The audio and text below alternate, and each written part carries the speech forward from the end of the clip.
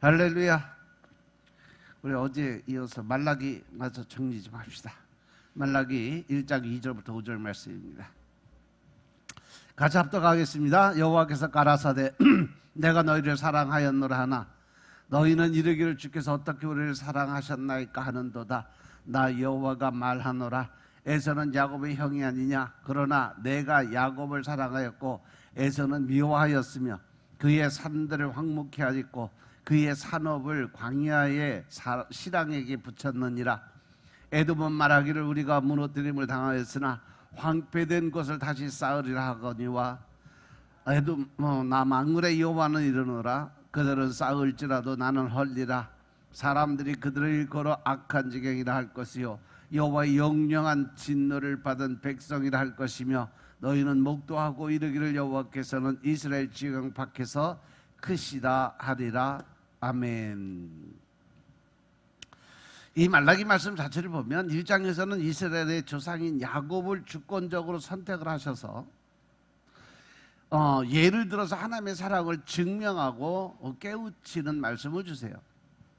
하나님께서는 야곱 즉 이스라엘을 주권적으로 택하시고 구원의 은총을 베푸셨지만 이스라엘 백성들이 하나님의 이름을 멸시하고 부정한 제물을 제단에 드렸음을 책망하고 계시는 거죠. 선민 이스라엘 백성들이 하나님께 합당치 못한 제물을 드렸고 또 불경한 마음으로 제사를 행하고도 하나님 앞에서 전혀 자기의 죄를 깨닫지 못하고 동일한 범죄를 반복하고 있으니까 하나님께서 질책하시고 경고하는 경고의 메시지가 바로 말라기 1장 말씀이에요.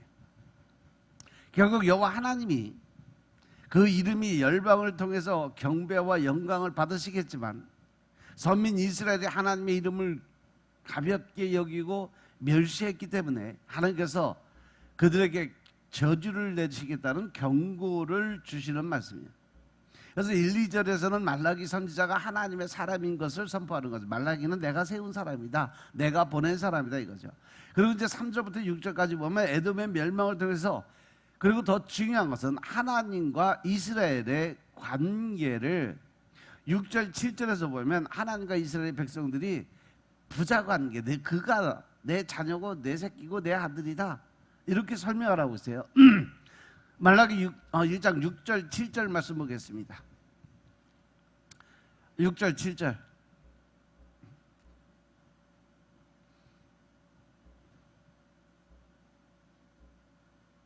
왜 안 나와?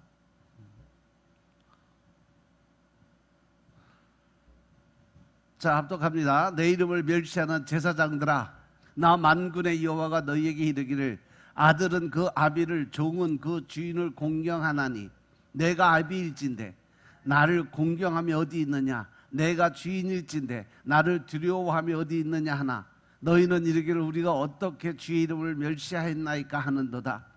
너희가 더러운 떡을 나의 단에 드리고도 말하기를 우리가 어떻게 주를 더럽게 하였나이까 하는도다. 이는 너희가 주의 상은 경멸히 여길 것이라 말함을 인함이니라. 할렐루야. 즉 하나님이 원하시는 하나님의 방법대로 하는 것은 아무것도 없고 자기들이 자기 뜻대로 자기 방법대로 자기가 하고 싶은 대로 이렇게 신앙생활을 하니까 하나님이 이것에 대해서 책망하시는 거예요. 그래서 하나님은 아버지 마음은 이스라엘에 대한 절대적인 사랑임을 계속 말씀으로 주시죠. 또 주인과 종의 관계로 하나님으로서는요 이스라엘 백성들의 경외의 대상이라는 것을 분명하게 천명을 하시죠. 따라서 영적 이스라엘 우리들도 하나님을 사랑하는 자녀로서 또한 하나님을 경외하는 종으로서 그 책임과 의무를 다해야 될 줄로 믿으시기 바랍니다. 그리고 이와 같이 선민 이스라엘과 하나님 사이에서 중보적 역할을 수행해야 할 제사장들이 죄를 지음으로 인해서 이스라엘 백성 전체가 타락하게 되는 결과를 초래했어요.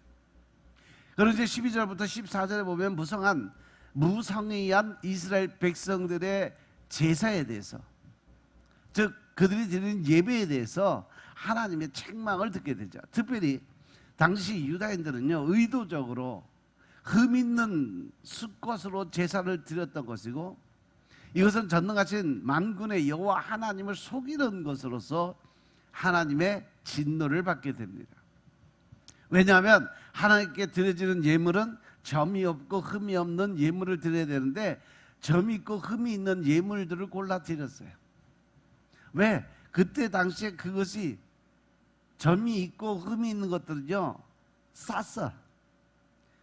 점이 없고 흠이 없는 게 만약에 뭐 1,000원이다 그러면 이 점이 있고 흠이 있는 것들은 뭐 100원도 안 되고 뭐 50원, 70원, 뭐 100원 이 정도 그렇게 싼 거예요. 그러니까 하나님께 드리는 것도 100원을 1,000원을 투자하는 게 아까워서 그거를 어떻게든 조금만 드렸다는 형식만 채우려고 싼 거, 점 있고 흠이 있는 것들 골라서 드렸어요. 다가 하는 것은 결코 만홀히 여김을 받을 수 없는 분이기 때문에 사람들이 정직과 성실을 다해서 하나님을 섬겨야 하는데 하나님을 만홀히 여김을 받았기 때문에 그것으로 인해서 지금 하나님이 진노의 말씀을 주신 거예요. 특히 선민 이스라엘과 하나님 사이에서 중보적인 역할을 수행해야 될 제사장들이 직무 태만으로 하나님 앞에 죄를 지음으로 인해서 이스라엘 백성 전체가 타락하게 되는 결과를 초래했기 때문에 엄중한 경고와 책망을 받고 있는 그러한 말씀이에요. 따라서 이 영적 이스라엘 우리들도 하나님을 사랑하는 자녀로서 또한 하나님을 경외하는 종으로서 그 지위와 책임을 잘 섬기고 감당해야 될 의무를 다 해야 된다는 거예요. 늘 하나님 앞에 드려지는 것은 제일 좋은 거, 또 제일 깨끗하고 점이 없고 흠이 없는 것들. 우리가 마음속으로라도 절대로 이거에 대해서 아깝거나 뭐 다른 생각을 하는 것이 아니라 이것은 하나님 것이니까 분명히 하나님 것을 구분해서 드릴 수 있는 여러분들의 삶이 되시길 주님으로 축원합니다. 또 특히 선민 이스라엘이 하나님의 말씀을 받아들이고 그 뜻을 쫓아서 겸손하게 순종하고 하나님의 마음을 기쁘게 하고 하나님께서 약속하신 신령한 복을 받아 누려야 할 것을 어떻게 하면 너희들이 복을 받을 수 있는가에 대해서 설명을 해주고 있는 거예요. 그러면 이제 본문에 들어가서 보면 왜 말라기 시대에 백성들이 하나님 앞에 드려지는 감사를 잃어버리게 됐을까? 이스라엘 백성들이 건강을 유지하지 못하고 신앙이 병든 이유가 무엇일까? 이 영적인 건강을 유지해야 신앙의 그 병이 안 드는데 영적인 건강이 해쳐지니까 결국 믿음에 대한 병이 들었어요. 대부분의 질병들을 보면 반드시 그 원인이 있어요. 신앙의 질병도 마찬가지예요. 말라기 당시에 그때 이스라엘 백성들이 감사를 잃어버리고 신앙이 깊이 병이 들어가는 데는요 그 나름대로의 이유가 있었어요. 오늘 우리가 읽은 본문에 그것이 정확하게 나와 있는데 그것이 바로 하나님의 사랑에 대한 불신이에요. 하나님이 내가 너를 사랑한다 얘기했을 때 하나님 내가 너를 사랑한다고 하시니까 이스라엘 백성들 어때요? 언제 그랬냐고 오히려 콧방귀도 안 끼고 그냥 대들었어요. 왜냐하면 하나님이 자기들 사랑하신다는 사실을 못 믿겠다는 거예요. 자기가 원하는 만큼 하나님이 사랑을 안 주셨다는 거죠. 자기가 원하는 만큼 자기가 기도 드린 만큼 뭔가 얻어내지 못했다는 거죠. 그래서 나는 하나님이 나를 사랑한다는 것 자체를 나는 그 사실을 못 믿겠다는 거예요. 뭐 그것도 상황과 그 형편을 보면 그들이 70년의 포로 생활에서 돌아올 때 굉장한 기대를 갖고 나왔어요. 하나님의 택한 백성이기 때문에 이제 다윗과 솔로몬 시대의 영광이 이제 우리 앞에 다시 재현될 거라는 기대와 희망을 품고 왔죠. 그런데 시간이 계속 흘러감에도 불구하고 그럴 조짐이 전혀 보이지 않고 늘 그 바사 왕국의 지배를 계속 받고 있는 상태에 있었기 때문에 그들은 나름대로 불만이 있었던 거예요. 그들이 큰 어려움을 겪는 건 아니지만 바사의 그 화려함을 누릴 수 있는 조건이 안 됐어요. 이러한 상황이 지속되니까 이스라엘 백성들의 마음이 점점점 하나님에게서 멀어지면서 자아가 살기 시작하고 또 그것을 인해서 자꾸 핑계대는 그러한 삶을 살게 된 거죠. 결국 말라기 때 와서는 노골적으로 하나님의 사랑에 대해서 반박하고 도전을 한 그러한 상황이죠. 당시 이스라엘 백성들이 그랬어요. 하나님의 선미라는 것에 대한 엄청난 자부심이 대단했던 사람들. 그 선밀에 대한 강력한 인식이 포로 생활 70년 동안에도 이스라엘의 정체성을 잃어버리지 않도록 만들었고, 지금도 그 유대인들은요 선민의식이 엄청나게 강하게 남아있어요. 수천 년이 흘렀는데도. 그래서 디아스포라의 생활을 그렇게 오랫동안 몇천 년을 디아스포라의 생활로 떠돌아다녔음에도 불구하고 유대인들은요 그 정체성을 유지하는 기초가 확실하게 서 있어요. 그 유명한 7일 전쟁에 전쟁이 일어났을 때 다른 나라 사람들은 다 도망가도 이스라엘 백성들은요 자기 나라에 귀국해서 전쟁에 참여하겠다고 다 짐 싸들고 자기 본국으로 다 들어갔던 사람이에요. 그래서 7일 전쟁을 이겼던 사람이에요. 그럼에도 불구하고 당시 그들의 현실은 아주 부정적이었어요.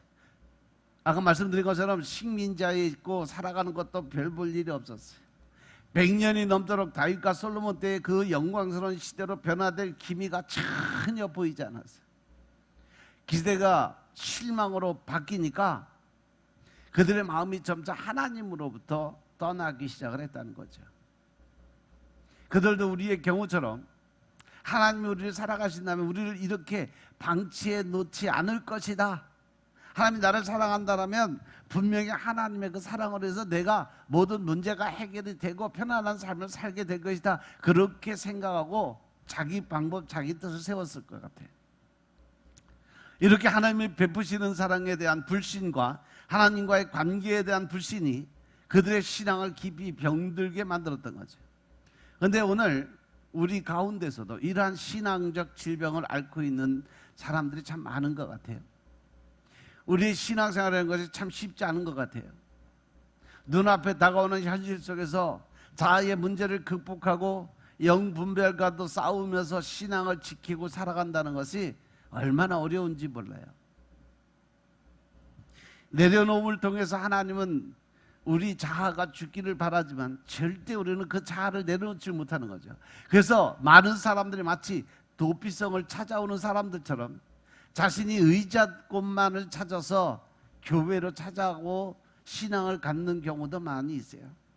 그런데 이런 사람들이 대개 보면 기복신앙이에요. 자기가 예수 믿으니까 하나님은 나한테 이렇게 해줘야 된다는 거죠. 그래서 자기 마음, 자기가 원했던 대로 자기 어떤 뜻대로 자기 방법대로 안 되면 에이 모르겠다 떠나가자. 그런데 문제는 예수님을 믿고 사는데도 불구하고 삶의 환경과 여건이 별반 나아지지 않는 사람들이 참 많아요. 처음 신앙, 유아기 신앙을 가지고 있을 때는 하나님이 뭔가 일하시는 모습을 느끼고 깨닫고 알게 되죠. 그런데 조금 시간이 지나면서 이제 영적 성숙이 이루어지면 그 다음부터 시험과 연단, 즉 그릇을 하나님이 보시는 때가 있어요. 그럴 때 보면 어려움에 더 처하기도 하고 심지어는 사업이 망해버리는 경우도 있어요. 설상가상으로 하나님의 징계를 받아 더욱더 큰 고통이 따라올 수도 있어요. 이럴 때 우리는 잘못하면 이스라엘 백성들의 전체를 되밟을 수 있는 그러한 가능성이 크다는 거죠.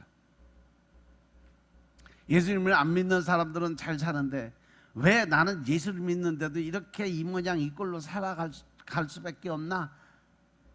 세상에 눈이 돌아가고 보니까 잘 먹고 잘 사는 사람들만 눈에 보이는 거예요. 그들의 영혼이 결국은 지옥에 가서 영원히 고통당할 것은 생각 못하는 거죠. 현실에 지금 당장 내가 잘 먹고 잘 살고 그러고 누릴 수 있는 그러한 삶을 생각만 하고 있는 거죠. 그러면서 하나님에 대한 원망과 불평을 쏟아내는 거예요.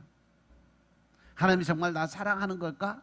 이러한 의심을 하고 하나님 나를 사랑한다면 내가 이렇게 힘들고 어려운 상황에서 그냥 내버려 두실 리가 없다는 거죠. 그러면서 결국 하나님에 대한 원망과 불평을 쏟아놓으면서 교회를 떠나는 사람들도 많이 있어요. 그런데 여러분들 분명히 기억하시기 바랍니다. 하나님은 그 아들인 독생자를 우리에게 보내주시고 그가 죽기까지 우리를 사랑해 주셨음을 깨달으시기 바랍니다. 그 하나님께서 오늘 우리를 향해서 말씀하십니다. 이사야서 43장 1절에 보면 야곱아 너를 창조하신 여호와께서 이제 말씀하시느니라. 이스라엘아 너를 조성하신 자가 이제 말씀하시느니라. 너는 두려워 말라. 내가 너를 구속하고 내가 너를 지명하여 불렀나니 너는 내 것이니라. 내가 너를 지명하여 불렀으니 너는 내 것이라는 말씀이에요. 우리의 모든 처지와 환경을 다 아시는 주님께서 내가 물 가운데로 건너갈 때 내가 너와 함께하고 내가 강을 건너갈 때도 물이 너를 침몰지 못하게 막아줄 거고 내가 불 속에 걸어가도 걸리지 않고 불꽃이 너를 태우지 못하게 내가 다 막아줄 거야. 그러니까 너는 담대하게 나아가라 라고 이사야 43장 2절에 말씀을 주셨어요. 우리가 인생길에서 어떤 길로 나아가야 될 줄도 모르고 방향도 모르는 채 떨고 있는 우리에게 하나님 우리에게 찾아오셔서 말씀하십니다. 이사야서 41장 10절의 말씀 보면 내가 너와 함께 있으니까 두려워하지 마라. 걱정하지 마라. 내가 너의 하나님이 되니까 떨지 말아라. 내가 너를 강하게 만들어 주겠다. 내가 너를 끝까지 도와주고 내가 승리의 오른팔 권능의 손으로 내가 너를 붙들어 주겠다고 약속을 하셨음을 믿으시기 바랍니다. 우리의 산성이 되어주시고 피난처가 되어주시겠다고 약속하신 하나님을 믿으시기 바랍니다. 우리의 방패가 되어주시고 상급이 되어주시겠다는 약속도 우리에게 주신 하나님을 믿으시기 바랍니다. 이 하나님의 사랑에 대한 분명한 확신을 가질 때 비로소 우리는 건강한 신앙생활을 할 수 있는 거예요. 이 하나님의 사랑에 대한 확신이 저와 여러분의 것이 되기를 주의 이름으로 축원합니다. 따라서 하나님은 그 하나님의 사랑에 대한 확신을 가지고 사는 사람들의 공통점 중에 하나가 뭐냐? 하나님을 확실히 믿고 하나님을 의지하는 사람들은요 겁이 없다는 거예요. 하나님이 주시는 마음의 그 담대함이 그 안에 들어있다는 거죠. 이러한 사람들은 물 가운데 지나가든 불 가운데 지나가든 두려워하지 않는다는 거죠. 이러한 믿음을 가지고 세상이 감당지 못하는 믿음이라고 표현을 하는 겁니다. 하나님의 큰 일을 행한 사람들은 한결같이 이러한 믿음의 소유자들이었어요. 하나님에 대한 사랑 또 확신은 건강한 신앙을 만들고 건강한 신앙은 삶에서 능력으로 나타나게 된다는 사실 명심하시기 바랍니다. 건강한 신앙은 인생의 위기에서 더욱 빛을 발하는 법이에요. 건강한 신앙, 그래서 많은 사람들을 기쁘게 만들어 주어야 된다는 거죠. 따라서 여러분 모두가 우리를 향하신 하나님의 사랑에 대한 분명한 확신을 가지고 건강한 신앙생활 하시길 주의 이름으로 축원합니다. 기도드리겠습니다. 아버지 하나님 감사드립니다. 오늘도 아버지 하나님의 은혜 가운데 우리가 말씀을 통해서 깨닫게 하시니 감사합니다. 신령과 진정의 마음으로 우리가 주님을 바라보게 하시고 하나님의 권세 능력 안에서 우리가 쓰임받는 도구의 삶을 살 수 있도록 주님이 역사하여 주시고 늘 나는 죽고 내 안에 계신 예수님의 삶을 살아갈 수 있도록 주님이 축복하옵소서. 오직 성령 하나님의 인도하심에 따라 우리의 삶들이 내 생각보다는 하나님의 생각을 위주로 살게 하시고 또 내 어떤 환경이나 조건이나 형편에 따져서 우리가 믿음의 생활을 하는 것이 아니라 늘 하나님의 말씀 중심에서 나보다 남을 먼저 생각하고 배려할 수 있는 믿음을 가질 수 있도록 주님이 축복하시고 이제 하나님의 더 큰 사랑을 나누고 베푸는 자리에서 서로 이해와 용서의 마음을 갖게 주님이 도와주옵소서. 모든 말씀 우리 주 예수 그리스도의 이름으로 감사드리며 기도드렸사옵나이다. 아멘.